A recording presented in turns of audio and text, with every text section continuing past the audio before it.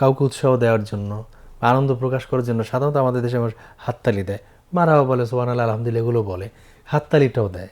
কেউ কেউ বলছে হাততালি দেওয়া জায়েজ নাই, কেউ কেউ বলছেন যেটা হারাম, কেউ বলছে মাকরু। আর সঠিক বিধানটা আসলে কি?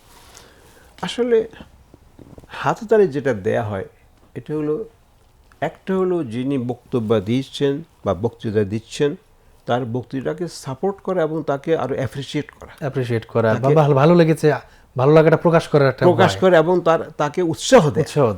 জি। আরেকটা হইলো এই বক্তৃতার মাধ্যমে আমরা খুশি হয়েছি, সাপোর্ট করেছি। সাপোর্ট একটা বক্তার সঙ্গে শ্রোতার একটা কানেক্ট তৈরি করে, এর মধ্যে একটা আমি সাপোর্ট করছি, একটা বই প্রকাশ হচ্ছে এর মাধ্যমে। আমরা তো সবাই তো চিল্লে বলতে পারবো না যে হ্যাঁ সুন্দর হয়েছে, এই হয়েছে।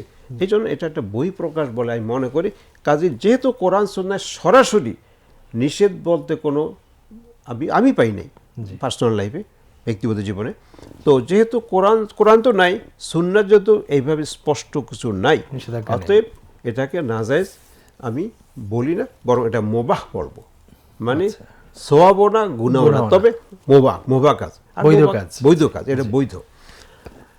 যেমন নাকি মহিলাদের জন্য তাসফিক, সলাতের ভিতরে যখন ইমাম সাহেব যদি ভুল করেন, মহিলা তাসফিক হাত এইভাবে করবে।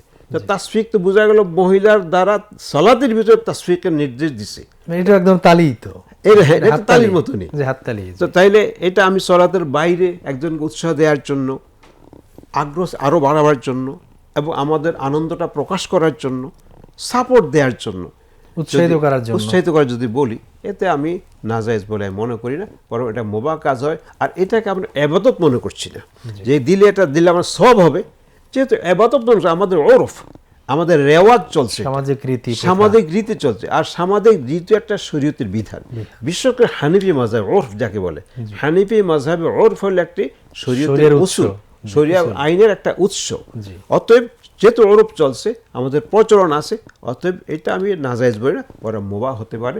এবং যেটার বিপক্ষে কোনো দলিল নাই, সেটা শরীয়ত দৃষ্টিভঙ্গিতে মুবাহ জায়েজ। কেউ কেউ বলছেন যে সূরা আনফালে 25 নম্বর আয়াতে কাবা করে কাফেররা হাততালি দিতে, শীষ বাজে তারা, আল্লাহ সেটাকে সালাত বলেছেন। এখানে তো আমরা এটা দিয়ে কেউ মানে নাজায়েজ ফতোয়া দিচ্ছেন, এই বিষয়ে কিছু বলবেন?